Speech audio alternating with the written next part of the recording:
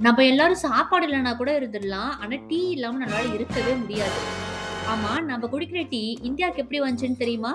அத பார்க்குறதுக்கு முன்னாடி ஃபர்ஸ்ட் டைம் இந்த சேனல் நீங்க விசிட் பண்றீங்க அப்படின்னா, சப்ஸ்கிரைப் பண்ண மறக்காதீங்க. மோட்டிவேட் பண்ணுங்க. ஒரு காலத்துல இந்தியால டீயே கிடையாது. டீ முதல்ல சீனால தான் பயன்படுத்தினாங்க. பிரிட்டிஷ் மக்களுக்கு டீனா அவ்ளோ பிடிக்கும். ஆனா சீனாவுக்கு பணம் குடுக்கவே என்ன பண்ணலாம்? ஏன் கோவிந்தா டீ ரொம்ப சூடா இருக்குல்ல கோவிந்தா? ஆமா கோவிந்தா.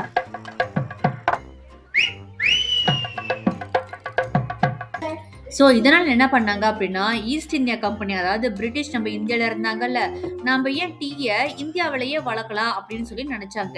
1823ல அசாம்ல ராபர்ட் ப்ரூஸ் அப்படிங்கிறவரு இந்தியாவிலேயே டீ செடி இருக்கு அப்படின்னு சொல்லி கண்டுபிடிச்சாரு.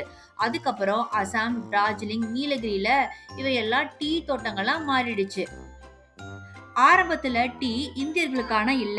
பிரிட்டிஷோட லாபத்துக்காக தான் அந்த டீங்கிறது இந்தியாக்குள்ளார வந்தது. ஆனா இன்னைக்கு டீ அப்படிங்கிறது நம்ம இந்திய வாழ்க்கையோட ஒரு பகுதியாவே மாறிடுச்சு. நன்றி.